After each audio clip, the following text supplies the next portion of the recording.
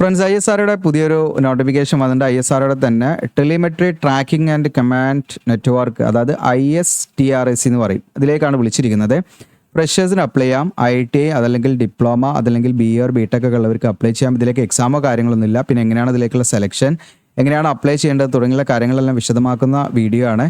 അത് മാത്രമല്ല, ഇതിലേക്ക് നിങ്ങൾക്ക് അപേക്ഷാ ഫീസും ഇല്ല, ഫ്രീ ആയിട്ട് അപ്ലൈ ചെയ്യാം. അപ്പോൾ നമ്മുടെ ചാനൽ നിങ്ങൾക്ക് യൂസ്ഫുൾ ആണെങ്കിൽ സബ്സ്ക്രൈബ് ചെയ്യാൻ മറക്കണ്ട. കാരണം ഇത്തരത്തിലുള്ള വീഡിയോസ്, ഒട്ടനവധി വീഡിയോസ് നമ്മൾ ചെയ്യുന്നുണ്ട്. അപ്പോൾ ഈ വീഡിയോസ് ഒന്നും നിങ്ങൾക്ക് മിസ്സാവാതെ നിങ്ങളിലേക്ക് ആ ഒരു ടൈമിൽ നിങ്ങളിലേക്ക് എത്തുന്നതിനായിട്ട് നമ്മുടെ ചാനൽ സബ്സ്ക്രൈബ് ചെയ്യുക, ബെല്ലേക്ക് എനേബിൾ ചെയ്ത് വെക്കുക. അതോടൊപ്പം തന്നെ നിങ്ങളുടെ കൂട്ടുകാർ, നിങ്ങളുടെ വാട്സപ്പ് കമ്മ്യൂണിറ്റി ചാറ്റ്, ഈ പറയുന്ന ഗ്രൂപ്പുകളൊക്കെ ഉണ്ട്, അതിലേക്കൊക്കെ മാക്സിമം ഷെയർ ചെയ്ത് കൊടുക്കുക. നേരെ നമുക്ക് ഒഫീഷ്യൽ നോട്ടിഫിക്കേഷൻ നോക്കാം. അവിടെ കാണാം 27/3/2025 Indian space research organisation ISTRC Bangalore എന്ന് കൂടെ കാണാം. അപ്പോൾ ഇതിലേക്ക് വിളിച്ചിരിക്കുന്നത് വെച്ചാൽ അപ്രന്റീഷിപ്പ് പ്രോഗ്രാമിലേക്കാണ്. അപ്പോൾ അപ്രന്റീഷിപ്പ് എന്ന് കേട്ട് പെട്ടെന്ന് തന്നെ ഇവിടുന്ന് നമ്മൾ സ്കിപ്പ് ചെയ്യാൻ നിൽക്കണ്ട. ചെയ്യാത്തവരുണ്ടെങ്കിൽ, നിങ്ങൾ അപ്രന്റീഷിപ്പ് ചെയ്യാത്തവരുണ്ടെങ്കിൽ നിങ്ങൾ എലിജിബിൾ ആണോ നോക്കുക, ചെയ്യുക. അതാണ് ഞാൻ ഏറ്റവും കൂടുതൽ ഉദ്യോഗാർത്ഥികളോട് ഞാൻ പറയാറുള്ള കാര്യമാണ്. കാരണം ഈ അപ്രന്റീഷിപ്പിൻ്റെ ഒരു ഷോർട്ടായിട്ടുള്ളൊരു കാര്യം ഞാനിവിടെ പറയാം, ബാക്കിയുള്ളവർക്ക് സീക്ക് ചെയ്ത് കാണട്ടോ. അതായത് അപ്രന്റീഷിപ്പ് നമ്മൾ ചെയ്യുകയാണെങ്കിൽ എന്തൊക്കെയാണ് അതിൻ്റെ നേട്ടം, ചില വീഡിയോയിലൊക്കെ നമ്മൾ പറയാറുണ്ട്. ഇനി അത് പുതിയതായിട്ട് കേൾക്കുന്നവർക്ക് വേണ്ടിയിട്ടാണ്, ബാക്കിയുള്ളവർക്ക് ഒന്ന് സീക്ക് ചെയ്ത് കാണാവുന്നതാണ് കേട്ടത്. ഓക്കെ, അപ്പോൾ ഇവിടെ അപ്രന്റീഷിപ്പ് എന്ന് പറയുന്നത്, ഇപ്പോൾ നമ്മൾ ഒരു ഗ്രാജുവേറ്റ് ആണെന്ന് വിചാരിക്കുക, BA or BTech ഏതെങ്കിലും പഠിച്ചു അല്ലെങ്കിൽ ഡിപ്ലോമ പഠിച്ചു. അപ്പോൾ നമ്മൾ ഡിപ്ലോമ അല്ലെങ്കിൽ ഗ്രാജുവേറ്റ് പഠിച്ച് ഇറങ്ങി നമ്മൾ അടുത്തത് നെക്സ്റ്റ് എന്ത് എന്നുള്ളതായിരിക്കും നമ്മുടെ എല്ലാവരും ചിന്തിക്കുന്നത്. ഏതെങ്കിലും പ്രൈവറ്റ് കമ്പനി പോകണോ അല്ലെങ്കിൽ എക്സാമിന് പ്രിപ്പയർ ചെയ്യണോ എന്നുള്ള കാര്യങ്ങളാണ്. ഇപ്പോൾ നമ്മൾ ഒരു ഗവൺമെൻറ് ജോലി കിട്ടുകയാണെങ്കിലും ഈവൻ നമുക്ക് പ്രൊബേഷൻ പീരീഡ് ഉണ്ടായിരിക്കാം. ഇനി അതല്ല, നമ്മളൊരു പ്രൈവറ്റ് ജോലി കിട്ടുകയാണെങ്കിലും നമുക്ക് എന്താണ് അതിൻ്റേതായിട്ടുള്ള നമ്മളെ മോണിറ്റർ ചെയ്യുന്ന രീതിയിലുള്ള ഒരുപാട് കാര്യങ്ങൾ, നമ്മുടെ പെർഫോമൻസും കാര്യങ്ങളൊക്കെ അവർ നോക്കും. അപ്പോൾ നമ്മൾ ഓക്കെ ആണെങ്കിൽ, അതായത് നമ്മളെ കൊണ്ട് അവർക്ക് എന്താണ് ആ ഒരു കമ്പനിക്ക് നേട്ടമുണ്ടെങ്കിൽ മാത്രമേ അവർ നമ്മളവിടെ നിലനിർത്തുള്ളൂ. അപ്പോൾ നമുക്ക് തിയററ്റിക്കൽ ആയിട്ടുള്ള നോളജ് കാര്യങ്ങളും അതുപോലെ കുറച്ച് പ്രാക്ടിക്കൽ ലബോറട്ടറിയുമായി ബന്ധപ്പെട്ടുള്ള കാര്യങ്ങളൊക്കെയാണ് നമ്മൾ പഠിക്കുന്നത്. പക്ഷെ നമ്മൾ ഫീൽഡിലേക്ക് നമ്മൾ ഇറങ്ങാൻ പോകുന്നത് നമ്മൾ ആ ഡയറക്റ്റ് ജോലിയുടെ ആയിരിക്കും. അപ്പോൾ അതിന് മുൻപ് തന്നെ നിങ്ങൾക്ക് ഈ ഫീൽഡുമായി ബന്ധപ്പെട്ട് കറക്റ്റായിട്ടുള്ള പ്രാക്ടിക്കൽ എക്സ്പീരിയൻസും നിങ്ങളുടെ എഫിഷ്യൻസി കൂട്ടുന്നതിനൊക്കെ ആയിട്ടും നല്ല ഒരു ഹ്യൂമൻ റിസോഴ്സ് ഡെവലപ്പ് ചെയ്യാനും. അപ്പോൾ ഈ ശരിക്കും ഇപ്പം പല ഇതിലൊക്കെ ആയിട്ട് പല ആളുകളും പറയുന്നത് വെച്ചാൽ ഇന്ത്യയിലൊക്കെ ഒരുപാട് എഞ്ചിനീയർമാരും കാര്യങ്ങളൊക്കെ ഉണ്ട്.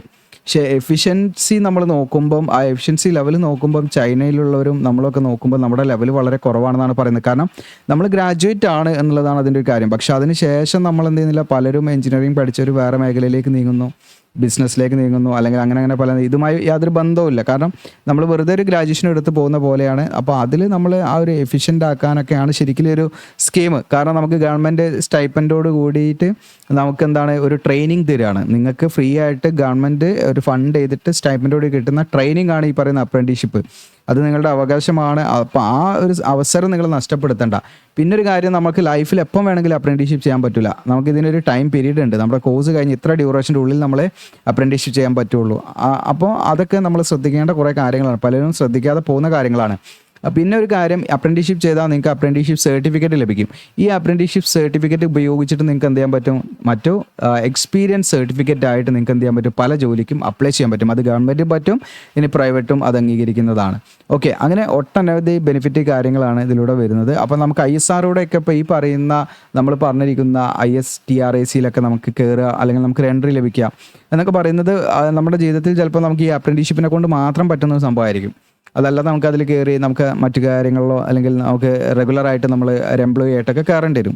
ഓക്കെ, അപ്പോൾ ഇതിൽ നമുക്ക് കിട്ടുന്ന ഇത്രയും വലിയൊരു സെക്ടറിൽ നമുക്ക് കിട്ടുന്ന ഒരു അവസരങ്ങളൊക്കെ ആയിട്ട് നിങ്ങളതിനെ കണക്കാക്കുകയാണെങ്കിൽ അപ്രന്റീഷിപ്പ് എന്ന് പറയുന്നത് വലിയൊരു കാര്യം തന്നെയാണ് എന്നുള്ളതാണ് നമ്മൾ മനസ്സിലാക്കുക. അല്ലാതെ നിങ്ങൾ ആ സ്റ്റൈപ്പൻഡ് എമൗണ്ട് മാത്രം വെച്ച് അളക്കുകയാണെങ്കിൽ അത് അങ്ങനെ നമുക്ക് അതിനെക്കുറിച്ചൊരു ധാരണ ഇല്ലാത്തവരായിരിക്കാം. മേ ബി നമ്മളോട് പലരും പറയും, ഇപ്പോൾ റെയിൽവേയുടെ അപ്രന്റീഷിപ്പൊക്കെ ഞാൻ വീഡിയോ ചെയ്ത സമയത്ത് റെയിൽവേയുടെ അപ്രന്റീഷിപ്പ് ITI കഴിഞ്ഞവർക്കുള്ള അപ്രന്റീഷിപ്പൊക്കെ ചെയ്ത്, അതുപോലെ 10ാം ക്ലാസ് കഴിഞ്ഞവരുള്ള അപ്രന്റീഷിപ്പൊക്കെ ചെയ്തിരുന്നു. അപ്പോൾ അന്ന് ചെയ്ത സമയത്തൊക്കെ അതിൻ്റെ ഇടയിൽ കമൻറ്റ് തന്നിരുന്നത് നമുക്ക് നല്ല പണിയാണ്, ആരും എടുക്കണ്ട എന്നൊക്കെയുള്ള കാര്യങ്ങളാണ്. പക്ഷെ അന്ന് ഞാൻ ചെയ്ത സമയത്ത് ഞാൻ പറഞ്ഞിട്ടുണ്ടായിരുന്നു 20% നിങ്ങൾക്ക് എന്തുണ്ട് ഈ പറയുന്ന ഗ്രൂപ്പ് D പോസ്റ്റിൽ. ഇപ്പോൾ ഗ്രൂപ്പ് D വിളിച്ചിട്ടുണ്ടല്ലോ, അതിൽ 20% പോസ്റ്റ് എന്താണ് അവർക്ക് മുൻഗണന ഉണ്ട്. അതായത് അവർക്ക് ആ ഒരു റിസർവേഷൻ അവിടെ ഉണ്ട് എന്നുള്ളതാണ്. ഓക്കെ, 20% ടോട്ടൽ പോസ്റ്റിൽ. ഓക്കെ, അപ്പോൾ അതൊക്കെ നമുക്ക് കിട്ടുന്ന ഒരു ബെനിഫിറ്റാണ്. അപ്പോൾ അവരെക്കാൾ, അതായത് ഒരു നിശ്ചിത വെയിറ്റേജ് അവർക്ക് കൊടുക്കും. അങ്ങനെ അതിലേക്ക് എന്ത് ചെയ്യും, അവർക്ക് പെട്ടെന്ന് മറ്റുള്ള ജനറലായിട്ടുള്ള മറ്റുള്ള കാൻഡിഡേറ്റ്സിനെ അപേക്ഷിച്ച് കുറച്ചും കൂടെ പെട്ടെന്ന് എളുപ്പത്തിൽ അവർക്ക് എന്ത് ചെയ്യാൻ പറ്റും, ഈ ജോലി കരസ്ഥമാക്കാൻ പറ്റും എന്നുള്ളതൊക്കെയാണ് അതിൻ്റെ ഒരു ബെനിഫിറ്റ്. അപ്പോൾ അതൊക്കെ പലരും അന്ന് എന്താണ് റെയിൽവേയിൽ ഭയങ്കരമായിട്ട് എന്താണ് അപ്രൻറ്റീസ്ഷിപ്പിനെ കുറിച്ചിട്ടൊക്കെ ഭയങ്കര മോശം അഭിപ്രായമൊക്കെ പറയുന്നത്. അത് മേ ബി അവരുടെ അതായിരിക്കും. പക്ഷെ നമ്മൾ അതിൽ നിൽക്കുക എന്നുള്ളതാണ്. ഒരു വർഷമല്ലേ, ഒരു വർഷം നമുക്ക് ആ ട്രെയിനിങ് കഴിഞ്ഞാൽ നമുക്ക് അപ്രൻറ്റീസ്ഷിപ്പ് സർട്ടിഫിക്കറ്റ് ലഭിക്കും. ഗ്രൂപ്പ് ഡി എക്സാം ഇനിയും വിളിക്കും. അപ്പോൾ ഇനിയൊക്കെ ചെയ്യാത്തവരുണ്ടെങ്കിൽ അങ്ങനെയൊക്കെ നോക്കാം, ITI കഴിഞ്ഞവരൊക്കെ ഉണ്ടെങ്കിൽ. ഓക്കെ, അപ്പോൾ നമുക്ക് നേരെ കണ്ടന്റിലേക്ക് വരാം. ആദ്യം നമ്മൾ നോക്കുന്നത് ഇവിടെ കാണുന്നെങ്കിൽ ഗ്രാജുവേറ്റ് അപ്രന്റീസ്ഷിപ്പ് ട്രെയിനിയുടെ കാര്യങ്ങളാണ്. അപ്പോൾ ഇതിലേക്ക് ഞാൻ പറഞ്ഞു BE or BTech, അതല്ലെങ്കിൽ ഡിപ്ലോമ, അതല്ലെങ്കിൽ ITI ആണ് കേട്ടോ. ഡിപ്ലോമ കൊമേഴ്ഷ്യൽ പ്രാക്ടീസ് കഴിഞ്ഞവർക്കും ഇതിലേക്ക് അപ്ലൈ ചെയ്യാം. അത് computer science engineering and allied branches. Allied branches ആണ് അതിൻ്റെ കോമ്പിനേഷൻ. അതായത് ഇപ്പോൾ കമ്പ്യൂട്ടർ സയൻസ് അല്ലെങ്കിൽ IT, ഓക്കെ, ഇങ്ങനെ തുടങ്ങിയിട്ടുള്ള വിവിധ കമ്പ്യൂട്ടർ സയൻസുമായി ബന്ധപ്പെട്ട വിവിധ ഡിസിപ്ലിനിൽ നിങ്ങൾ BE or BTech ഉണ്ടെങ്കിൽ നിങ്ങൾക്ക് ബാംഗ്ലൂരിൽ 14 വേക്കൻസിയും ലക്നൌവിൽ 1 വേക്കൻസി ഉണ്ട്. 9,000 സ്റ്റൈപ്പൻഡ് ആയിട്ട് ലഭിക്കും കേട്ടോ. Electronics and communication engineering and allied branches ആണെങ്കിൽ അതുപോലെ തന്നെ ഇലക്ട്രോണിക്സ് ആൻഡ് കമ്മ്യൂണിക്കേഷനോ അതല്ലെങ്കിൽ അതിൻ്റെ അലൈഡ് കോമ്പിനേഷനിൽ നിങ്ങൾ BE or BTech കഴിഞ്ഞെങ്കിൽ ബാംഗ്ലൂരിൽ 13, ലക്നൌവിൽ 4, Shri Vijayapuram 3 vacancy. Electrical and electronics engineering and allied branch ആണെങ്കിൽ നിങ്ങൾക്ക് ബാംഗ്ലൂരിൽ 2, ശ്രീ വിജയപുരം 1 വേക്കൻസിയാണുള്ളത്. അപ്പോൾ ഇലക്ട്രിക്കൽ ആൻഡ് ഇലക്ട്രോണിക്സോ അതല്ലെങ്കിൽ അതിൻ്റെ കോമ്പിനേഷനിൽ നിങ്ങൾ മറ്റേതെങ്കിലും എഞ്ചിനീയറിംഗ് ഡിസിപ്ലിൻ കഴിഞ്ഞിട്ടുണ്ടെങ്കിൽ നിങ്ങൾക്ക് അപ്ലൈ ചെയ്യാം. ഇനി മെക്കാനിക്കൽ എഞ്ചിനീയറിംഗ് ആൻഡ് അലൈഡ് ബ്രാഞ്ചാണ്. ഇതിൽ ബാംഗ്ലൂരിൽ 4 വേക്കൻസി, ദെൻ ലക്നൌവിൽ 1 വേക്കൻസി. അപ്പോൾ മെക്കാനിക്കലുമായി ബന്ധപ്പെട്ടോ അതല്ലെങ്കിൽ മെക്കാനിക്കൽ എഞ്ചിനീയറിംഗോ അതല്ലെങ്കിൽ മെക്കാനിക്കലുമായി ബന്ധപ്പെട്ടുള്ള കോമ്പിനേഷനിൽ നിങ്ങൾ ഏതും ചെയ്തിട്ടുണ്ടെങ്കിൽ BE or BTech ഉണ്ടെങ്കിൽ അത് അപ്ലൈ ചെയ്യാം. ദെൻ എയറോനോട്ടിക്കൽ എഞ്ചിനീയറിംഗ് കഴിഞ്ഞവർക്ക് ബാംഗ്ലൂരിൽ 2 വേക്കൻസി. പിന്നെ ലൈബ്രറി സയൻസിലേക്ക് നിങ്ങൾക്ക് ബാംഗ്ലൂരിൽ 1 വേക്കൻസി ഉണ്ട്. 9,000 തന്നെയാണ് സ്റ്റൈപ്പൻഡ്. ഇവിടെ നിങ്ങൾക്ക് കാണാം MLISC എന്ന് പറയും. അതായത് master of library and information science എന്ന് പറയും. ഓക്കെ, അപ്പോൾ ഈ പറയുന്ന PG കഴിഞ്ഞവർക്കാണ് ഇതിലേക്ക് അപ്ലൈ ചെയ്യാൻ പറ്റും കേട്ടോ. ലൈബ്രറി ആൻഡ് ഇൻഫർമേഷൻ സയൻസിൽ PG കഴിഞ്ഞവർക്ക് ഇതിലേക്ക് അപ്ലൈ ചെയ്യാം. ഇനി ഇവിടെ അടുത്ത് നമ്മൾ പറയാൻ പോകുന്നത് ഡിപ്ലോമ അപ്രൻറ്റീസ് ട്രെയിനിയിലേക്കാണ്. ട്രെയിനിൻ്റെ കാര്യമാണ്. ഇതിലേക്ക് നിങ്ങൾക്ക് 3 വർഷം ഡ്യൂറേഷൻ ഉള്ളെങ്കിൽ ഡിപ്ലോമയാണ്, ഫുൾ ടൈം ഉള്ള ഡിപ്ലോമ പോളിടെക്നിക് കഴിഞ്ഞവർക്ക് ഇതിലേക്ക് അപ്ലൈ ചെയ്യാം. ഇവിടെ കാണാം മെക്കാനിക്കൽ എഞ്ചിനീയറിംഗ് അതല്ലെങ്കിൽ അതിൻ്റെ അലൈഡ് ബ്രാഞ്ചസിൽ നിങ്ങൾ ഡിപ്ലോമ കഴിഞ്ഞെങ്കിൽ ബാംഗ്ലൂരിൽ 2 vacancy. Electrical and electronics engineering അല്ലെങ്കിൽ അതിൻ്റെ അലൈഡ് ബ്രാഞ്ചസിലാണെങ്കിൽ നിങ്ങൾക്ക് ബാംഗ്ലൂർ 1, ലക്നൗ 1, ശ്രീ വിജയപുരം 1. ഇപ്പോൾ വേക്കൻസിയുടെ എണ്ണം നിങ്ങൾ നോക്കണ്ട, നിങ്ങൾ എലിജിബിൾ ആണെങ്കിൽ അപ്ലൈ ചെയ്യാം. ഇലക്ട്രോണിക്സ് ആൻഡ് കമ്മ്യൂണിക്കേഷൻ എഞ്ചിനീയറിംഗ് അല്ലെങ്കിൽ അതിൻ്റെ അലൈഡ് ബ്രാഞ്ചിൽ കഴിഞ്ഞവരാണെങ്കിൽ ബാംഗ്ലൂരിൽ 6, ദെൻ ലക്നൗ 1, ശ്രീ വിജയപുരം 1. ഇതിന് 8,000 ആണ് കേട്ടോ സ്റ്റൈപ്പൻഡ് മന്ത്ലി. പിന്നെ നിങ്ങൾക്ക് civil engineering and allied branch ആണെങ്കിൽ നിങ്ങൾക്ക് ബാംഗ്ലൂരിൽ 1 വേക്കൻസിയാണ്. കമ്പ്യൂട്ടർ സയൻസ് എഞ്ചിനീയറിംഗ് അല്ലെങ്കിൽ അതിൻ്റെ അലൈഡ് ബ്രാഞ്ചിലാണെങ്കിൽ നിങ്ങൾക്ക് ശ്രീ വിജയപുരം 1 വേക്കൻസിയാണ്. ഇനി നിങ്ങൾക്ക് ഡിപ്ലോമ ഇൻ കൊമേഴ്ഷ്യൽ പ്രാക്ടീസ് കഴിഞ്ഞവർക്ക് ഇതിലേക്ക് അപ്ലൈ ചെയ്യാം. 8,000 ആണ് സ്റ്റൈപ്പൻഡ്, 5 വേക്കൻസി ഉണ്ട്. ഓക്കെ, അപ്പോൾ ഡിപ്ലോമ ഇൻ കൊമേഴ്ഷ്യൽ പ്രാക്ടീസിൽ ഡിപ്ലോമ കഴിഞ്ഞവർക്ക് തീർച്ചയായിട്ടും ഇതിലേക്ക് അപ്ലൈ ചെയ്യാം. ഓക്കെ, ഇനി ITI കഴിഞ്ഞവരാണ്. ITI കഴിഞ്ഞവർക്കുള്ള വേക്കൻസിയാണ്. ഇലക്ട്രോണിക്സ് 4 വേക്കൻസി ബാംഗ്ലൂരിൽ, ലക്നൌവിൽ 1 vacancy, Shri Vijayapuram 1 vacancy. Machinist ബാംഗ്ലൂരിൽ 1 വേക്കൻസി, ഫിറ്റർ ബാംഗ്ലൂരിൽ 1 വേക്കൻസി, വെൽഡർ ബാംഗ്ലൂരിൽ. അങ്ങനെ 7,000 ആണ് ഇതിൻ്റെ സ്റ്റൈപ്പൻഡ്. അപ്പോൾ ഈ പറഞ്ഞിരിക്കുന്ന അതത് ട്രേഡിൽ നിങ്ങൾ ITI കഴിഞ്ഞവരാണെങ്കിൽ തീർച്ചയായിട്ടും നിങ്ങൾക്ക് ഇതിലേക്ക് അപ്ലൈ ചെയ്യാം. സെലക്ഷൻ പ്രൊസീജിയറാണ് നമ്മൾ പറയുന്നത്. ഇതിലേക്ക് യാതൊരുവിധ എക്സാമോ കാര്യങ്ങളൊന്നുമില്ല. ഇതിലേക്ക് ഇൻ്റർവ്യൂ ഉണ്ടായിരിക്കും, ഡോക്യുമെൻറ്റ് വെരിഫിക്കേഷൻ ഉണ്ടായിരിക്കും. ഓക്കെ, അപ്പോൾ നിങ്ങളുടെ ഇതിലേക്ക് എങ്ങനെയാണ് നിങ്ങളെ സെലക്ട് ചെയ്യുന്നത് വെച്ചാൽ ഇൻ്റർവ്യൂവിന് അല്ലെങ്കിൽ ഡോക്യുമെൻറ്റ് വെരിഫിക്കേഷന് നിങ്ങളെ സെലക്ട് ചെയ്യുന്നത് നിങ്ങളുടെ അക്കാദമിക് ആയിട്ടുള്ള സ്കോർ, അതായത് നിങ്ങളുടെ ഡിഗ്രി, ഡിപ്ലോമ അല്ലെങ്കിൽ ITIയിലൊക്കെ നിങ്ങൾ നേടിയിരിക്കുന്ന മാർക്കിനെ അടിസ്ഥാനമാക്കിയാണ് ഷോർട്ട് ലിസ്റ്റ് ചെയ്യപ്പെടുക. അങ്ങനെയുള്ള ഉദ്യോഗാർത്ഥികൾ എന്ത് ചെയ്യും, അവർ മെയിൽ വഴി അവർ അറിയിക്കും നിങ്ങൾ ഷോർട്ട് ലിസ്റ്റ് ചെയ്യപ്പെട്ടിട്ടുണ്ട്, നിങ്ങൾ ഇൻ്റർവ്യൂവിന് വരണം, ഡോക്യുമെൻറ്റ് വെരിഫിക്കേഷൻ വരണം എന്ന് അവർ പറയും. ഓക്കെ, പ്രത്യേകം ശ്രദ്ധിക്കുക. ഇനി ഇതിൽ അപ്ലൈ ചെയ്യേണ്ട കാര്യങ്ങളാണ്. ഇതിലേക്ക് നമ്മൾ മെയിൽ വഴിയാണ് അപ്ലൈ ചെയ്യേണ്ടത്. കൂടെ കാണാതെ candidates advised forward copy of the following documents in PDF format. Okay, ഇവിടെ കുറച്ച് ഡോക്യുമെൻറ്റ്സ് പറയുന്നുണ്ട്, ഞാൻ പറയാം. അപ്പോൾ ആ ഡോക്യുമെൻറ്റ്സ് ഒക്കെ നമ്മൾ എന്ത് ചെയ്യുക, PDF ആക്കിയിട്ട് കൺവേർട്ട് ചെയ്തിട്ട് നമ്മൾ മെയിൽ വഴി എന്ത് ചെയ്യണം, അപ്ലൈ ചെയ്യണം. ഓക്കെ, ഏത് മെയിലാണെന്ന് പറയാം. അത് അപ്ലൈ ചെയ്യേണ്ട ലാസ്റ്റ് ഡേറ്റ് നിങ്ങൾക്ക് ഏപ്രിൽ 21 വരെ സമയമുണ്ട് കേട്ടോ. 21/4/2025 ലാസ്റ്റ് ഡേറ്റ്. മെയിൽ വഴി അപ്ലൈ ചെയ്താൽ മതി. മെയിൽ വഴി അപ്ലൈ ചെയ്യേണ്ട കാര്യങ്ങൾ ഞാൻ കാണിക്കാം. അത് നിങ്ങൾക്ക് ഇതാണ് മെയിൽ ID. ഇപ്പോൾ നമ്മൾ സദൺ റീജിയൻ ആയതുകൊണ്ട് നിങ്ങൾ NATSൽ രജിസ്റ്റർ ചെയ്യണം കേട്ടോ. അതിൻ്റെ മുൻപ് നമ്മൾ NATSൽ രജിസ്റ്റർ ചെയ്യണം. അതിൻ്റെ കാര്യങ്ങൾ ഞാൻ പറയാം. ഇവിടെ കാണാം EPPRMT എന്ന് പറഞ്ഞിട്ട് നിങ്ങൾക്ക് ഇവിടെ കാണാം _ എന്ന് പറഞ്ഞിട്ട് ഇതാണ് ഈ മെയിലിലേക്കാണ് നമ്മൾ അയച്ചു കൊടുക്കേണ്ടത്.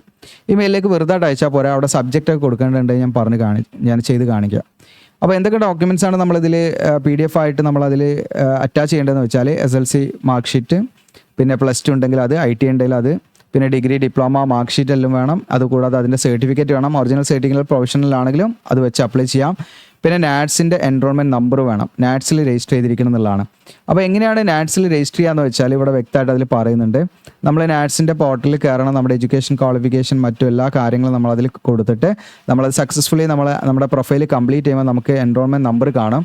ആ എൻറോൾമെൻറ്റ് നമ്പർ നമ്മൾ എന്ത് ചെയ്യണം, ഈ പറയുന്ന ആപ്ലിക്കേഷൻ ഫോം നമ്മൾ അപ്ലൈ ചെയ്യുന്ന സമയത്ത് നമ്മളത് അവിടെ മെൻഷൻ ചെയ്യണം.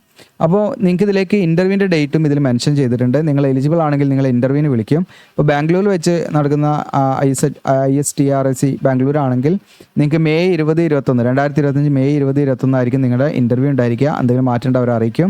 9 AM റിപ്പോർട്ടിംഗ്. ഇനിയിപ്പോൾ ലക്നൗ മറ്റു സ്ഥലങ്ങളിലൊക്കെ ആണെങ്കിൽ വ്യത്യാസമുണ്ട് ഡേറ്റ്. ഓക്കെ, പിന്നെ നിങ്ങളെ കമ്മ്യൂണിക്കേറ്റ് ചെയ്യുന്നത് ഇമെയിൽ വഴി മാത്രമായിരിക്കും. ഇടയ്ക്കിടയ്ക്ക് നിങ്ങൾ മെയിൽ ID ചെക്ക് ചെയ്യണം. പിന്നെ അതോടൊപ്പം തന്നെ നിങ്ങൾ പ്രത്യേകം ശ്രദ്ധിക്കേണ്ട ഒരു കാര്യം എന്ന് വെച്ചാൽ, നിങ്ങൾ എഞ്ചിനീയറിംഗ് ഗ്രാജുവേറ്റ് അല്ലെങ്കിൽ ഡിപ്ലോമ അല്ലെങ്കിൽ ഈ പറയുന്ന ഡിപ്ലോമ ഇൻ കൊമേഴ്ഷ്യൽ പ്രാക്ടീസ് അല്ലെങ്കിൽ ITI കഴിഞ്ഞ ഉദ്യോഗാർത്ഥികളാണല്ലോ ഇതിലേക്ക് എലിജിബിൾ ആയിരിക്കുന്നത്. അവരുടെ എലിജിബിലിറ്റിയെ തീരുമാനിക്കുന്ന മറ്റൊരു ക്രൈറ്റീരിയ ഉണ്ട്. അതിൽ നിങ്ങൾക്കൂടെ കാണാം, who have passed out during the year 2022, 23 and 24. കണ്ടോ, ഇതാണ് ഞാൻ നേരത്തെ പറഞ്ഞ കാര്യം. അതായത് അപ്രന്റീഷിപ്പ് എന്ന് പറഞ്ഞാൽ നമുക്ക് ജീവിതത്തിൽ എപ്പം വേണമെങ്കിലും ചെയ്യാമെന്ന് വെച്ച് മാറ്റി വെക്കേണ്ട കാര്യമില്ല. നമ്മൾ കോഴ്സ് കഴിഞ്ഞ് 3 വർഷത്തിൻ്റെ ഉള്ളിൽ മാക്സിമം ചെയ്യണം. ഓക്കെ, ഇവിടെ കാണാം നിങ്ങൾക്ക് 3 വർഷം അവർ തന്നിട്ടുള്ളൂ. 2022, 23, 24. നിങ്ങളുടെ കോഴ്സ് നിങ്ങൾ 2022-ലോ 23-ലോ 24-ലോ നിങ്ങൾ പാസ് ഔട്ടായ ഉദ്യോഗാർത്ഥികൾക്ക് മാത്രമേ അപ്ലൈ ചെയ്യുള്ളൂ. 2022-ൽ പാസ് ഔട്ടായവർക്ക് പറ്റും, 2023-ൽ പാസ് ഔട്ടായവർക്ക് പറ്റും, 24-ലും പാസ് ഔട്ട്. ഇനി 2021-ൽ പാസ് ഔട്ടായവർക്ക് പറ്റില്ല, 2020-ൽ പാസ് ഔട്ടായവർക്ക് പറ്റില്ല, ഇതിലേക്ക് എലിജിബിൾ അല്ല. 2019-ൽ പാസ് ഔട്ടായവർക്ക് ഇതിലേക്ക് എലിജിബിൾ അല്ല.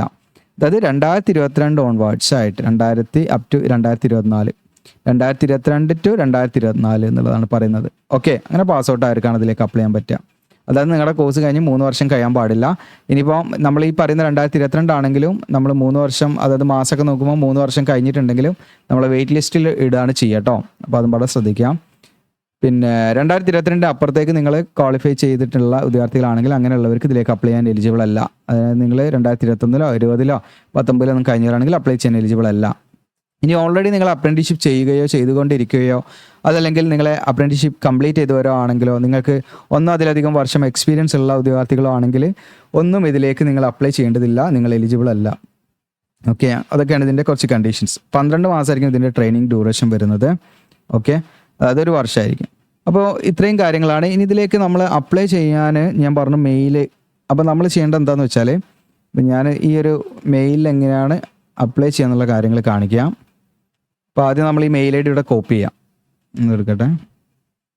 ഓക്കെ, ഇതാണ് ഇപ്പോൾ ഞാൻ സദേൺ റീജിയൻ. ഓക്കെ, അപ്പോൾ ആദ്യം അതിന് മുൻപ് നമ്മൾ നാറ്റ്സിൽ രജിസ്റ്റർ ചെയ്യണം കേട്ടോ. നാറ്റ്സ് ഞാൻ രജിസ്റ്റർ ചെയ്യാൻ നമ്മുടെ ലിങ്ക് തരാം. നമ്മുടെ വീഡിയോയുടെ ഡിസ്ക്രിപ്ഷനിൽ അപ്ലൈ ചെയ്യുന്ന ലിങ്ക് ഉണ്ടാവും. അതിൽ ക്ലിക്ക് ചെയ്യാൻ നിങ്ങൾ ISRO ISTRC എന്നാണ് കാണാം. താഴെ സ്ക്രോൾ ഡൗൺ ചെയ്യാം. താഴെ സ്ക്രോൾ ഡൗൺ ചെയ്താൽ നിങ്ങൾക്ക് കാണാൻ നോട്ടിഫിക്കേഷൻ ഒന്ന് ഡൗൺലോഡ് ചെയ്യാം.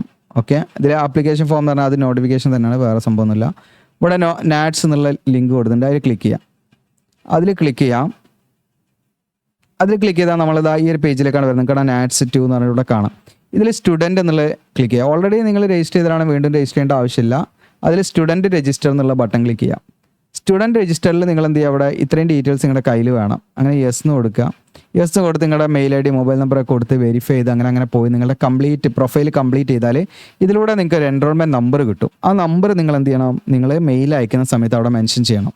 ഓക്കെ, അപ്പോൾ അത് ശ്രദ്ധിക്കാം. അപ്പോൾ ഞാനിപ്പോൾ ഈ മെയിൽ ID കോപ്പി ഇതിലേക്കാണ് ഇപ്പോൾ നമ്മൾ മെയിൽ അയക്കേണ്ടത്. ഞാൻ എൻ്റെ മെയിൽ ഓപ്പൺ ആക്കി. ഇവിടെ കാണാം ഒരു പെൻസിൽ ബട്ടൺ കാണാം. അതിലാണ് നമ്മൾ ഇപ്പോൾ നിങ്ങൾക്കൊരു പ്ലസ് ബട്ടൺ ആയിരിക്കും മൊബൈലാണെങ്കിൽ അതിൽ ക്ലിക്ക് ചെയ്യുമ്പോൾ നമുക്ക് മെയിൽ അയക്കാനുള്ള ന്യൂ മെസ്സേജ് എന്നാണ് ഇവിടെ കാണാം. ഇവിടെ 2 എന്നുള്ളിടത്ത് നമ്മൾ കോപ്പി ചെയ്ത മെയിൽ ID അവിടെ അയച്ചു കൊടുക്കുക. ഇത് അറിയുന്നവരുണ്ടാവും, അറിയാത്തവരുണ്ടെങ്കിൽ അവർക്ക് യൂസ് ആയിട്ട് അയച്ചിട്ടാണ്. സബ്ജക്റ്റ് എന്നുള്ളിടത്താണ് ഇനി ശ്രദ്ധിക്കേണ്ടത്. സബ്ജക്റ്റ് എന്നുള്ളിടത്ത് നമ്മൾ എന്തെങ്കിലും കൊടുത്താൽ പോരാ, അതിന് വ്യക്തമായിട്ടുള്ള ഇൻസ്ട്രക്ഷൻ അവർ തന്നിട്ടുണ്ട്. നിങ്ങൾക്കിവിടെ കാണാം. ഓക്കെ, ഒന്ന് ഡിലീറ്റ് ആക്കട്ടെ. ഓക്കെ, സബ്ജക്റ്റ് നിങ്ങൾക്കിവിടെ കാണാം, application four above mentioned apprenticeship category. അത് നമ്മളിത് ജസ്റ്റ് ഒന്ന് കോപ്പി ചെയ്യാം. എന്നിട്ട് നമ്മളിവിടെ ഇട്ട് കൊടുക്കുക. എന്നിട്ട് നമ്മളിതിൽ ചെറിയ ചേഞ്ച് വരുത്തണം. ഓക്കെ, അപ്പോൾ ഇവിടെ നമ്മളെന്താണ് അപ്ലിക്കേഷൻ ഫോർ എന്നുള്ളിടത്ത് നമ്മളെന്താ അവിടെ നിന്ന് ബ്രേക്ക് ചെയ്യുക. എബോവ് മെൻഷൻഡ് അപ്രന്റീഷിപ്പ് കാറ്റഗറി എന്നുള്ളിടത്ത് നമ്മളെന്ത് ചെയ്യുക, ജസ്റ്റ് ഡിലീറ്റ് ആക്കുക. ഓക്കെ, എന്നിട്ട് നിങ്ങൾ എന്ത് ചെയ്യണം, നിങ്ങൾ ഏത് അപ്രന്റീഷിപ്പിനാണ് അപ്ലൈ ചെയ്യുന്നത്. ഫോർ എക്സാമ്പിൾ നമ്മളെന്താണ് ട്രേഡ് അല്ലെങ്കിൽ ഡിപ്ലോമ. ഓക്കെ, അപ്പം നമുക്ക് 3 ടൈപ്പ് അപ്രന്റീഷിപ്പ് ഉള്ളത്. ഓക്കെ, ഞാൻ ഇതൊന്ന് ഡിലീറ്റ് ആക്കട്ടെ. ഓക്കെ, അപ്പം ഞാൻ ഗ്രാജുവേറ്റ് അപ്രൻറ്റീഷിപ്പാണെന്ന് വിചാരിക്കാം. ഗ്രാജുവേറ്റ് അപ്രൻറ്റീസ് ട്രെയിനി ആണെങ്കിൽ അത് കോപ്പി ചെയ്യാം. ഞാനിത് ടൈപ്പ് ചെയ്ത് ടൈം കണ്ടായിരിച്ചിട്ടോ നിങ്ങൾ കോപ്പി ചെയ്ത് കാണിക്കുന്നത്. അപ്രൻറ്റീസ് ട്രെയിനി ഇവിടെ കണ്ടോ. അപ്പോൾ എന്തായി, application for graduate apprentice trainee എന്ന് വന്നു. എന്നിട്ട് ജസ്റ്റ് നമ്മളൊരു ഐഫോൺ ഇട്ടിട്ട് എന്ത് കൊടുക്കാം, നമ്മൾ ഏതിലേക്കാണ് നമ്മൾ അപ്ലൈ ചെയ്യാൻ താല്പര്യപ്പെടുന്നത്, ബാംഗ്ലൂരാണോ, ഓക്കെ കണ്ടോ. സബ്ജക്റ്റ് കൊടുക്കുക, കമ്പ്യൂട്ടർ സയൻസ് എഞ്ചിനീയറിംഗ് അല്ലെങ്കിൽ അതിൻ്റെ അലൈഡ് ബ്രാഞ്ച് എന്നുള്ളത് നമ്മൾ കൊടുക്കുക. സബ്ജക്റ്റ് കൊടുക്കുക ഐഫോൺ ഇട്ടിട്ട്, എന്നിട്ട് ഒരു ഐഫോണും പാടെ ഇട്ട് കൊടുക്കുക. എന്നിട്ട് നമ്മൾ എന്ത് ചെയ്യുക, ബാംഗ്ലൂർ എന്നുള്ളത് ഇത് നിങ്ങൾ ഏതിനാണോ അങ്ങനെ ചെയ്യുന്നത് വെച്ചാൽ ഏതിലേക്കാണോ കൊടുക്കുന്നത് വെച്ചാൽ അതിനനുസരിച്ച് നിങ്ങളത് കൊടുക്കുക. ഓക്കെ, ബാംഗ്ലൂർ എന്നുള്ളതും കൊടുക്കുക. അപ്പോൾ സബ്ജക്റ്റ് കംപ്ലീറ്റ് ആയി. ഇനി ഇവിടെ നമ്മൾ എന്ത് ചെയ്യുക, നമ്മൾ ഡിയർ സർ അല്ലെങ്കിൽ മാഡം എന്നൊക്കെ ഇട്ടിട്ട് നമ്മളൊരു കവർ ലെറ്റർ വേണമെങ്കിൽ നിങ്ങൾക്ക് കൊടുക്കാവുന്നതാണ്. ഓക്കെ, നമ്മൾ ക്വാളിഫിക്കേഷൻ ഇതാണ്, ഇന്ന സ്ഥലത്ത് നിന്നാണ് പഠിച്ചത്, നമ്മുടെ പെർസെൻറ്റേജ് കാര്യങ്ങളൊക്കെ വെച്ചിട്ട് കൊടുക്കാം. ദെൻ എക്സ്ട്രാ നിങ്ങൾക്ക് എന്ത് ചെയ്യാം, നമ്മുടെ ഇവിടെ കാണാം നിങ്ങൾക്ക് അറ്റാച്ച് എന്നുള്ള, ഈ അറ്റാച്ചിൽ പോയിട്ടാണ് നമ്മൾ എന്ത് ചെയ്യേണ്ടത്, നമ്മുടെ 10ാം ക്ലാസ്സിലെ സർട്ടിഫിക്കറ്റ്, അതുപോലെ നിങ്ങളുടെ ക്വാളിഫിക്കേഷൻ സർട്ടിഫിക്കറ്റ്, കാറ്റഗറി ഉണ്ട്, കാറ്റഗറി കമ്മ്യൂണിറ്റി ഉണ്ട്, അതിൻ്റെ സർട്ടിഫിക്കറ്റ് കാര്യങ്ങളൊക്കെ സെൻട്രലിൻ്റെ പർപ്പസ് ആയിരിക്കണം കേട്ടോ. കാറ്റഗറിക്ക് ആണെങ്കിൽ അങ്ങനെയുള്ള കാര്യങ്ങളൊക്കെ നിങ്ങൾ എന്തെങ്കിലും ഇതിൽ അറ്റാച്ച് ചെയ്യണം. ഓക്കെ, അങ്ങനെ ഓരോന്നിനും ഫയൽ നെയിം ഒക്കെ പ്രോപ്പറായിട്ട് കൊടുക്കുക. ഇനി ഒരു സിംഗിൾ PDF ആയിട്ട് അങ്ങനെ അയച്ചാലും മതി, നിങ്ങൾ ഓർഡറിൽ സിംഗിൾ PDF ആക്കണം എന്നുള്ളതാണ്.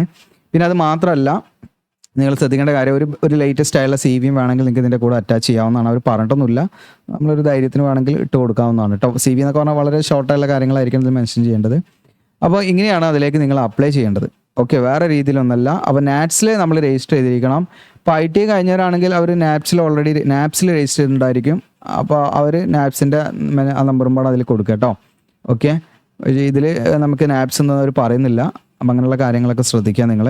അപ്പോൾ അത് യൂസ്ഫുൾ ആണെന്ന് തോന്നുകയാണെങ്കിൽ നിങ്ങളെ കൂടുതലേക്ക് ഷെയർ ചെയ്യാൻ മറക്കണ്ട, അതുപോലെ സബ്സ്ക്രൈബ് ചെയ്യാനും മറക്കണ്ട. Thank you.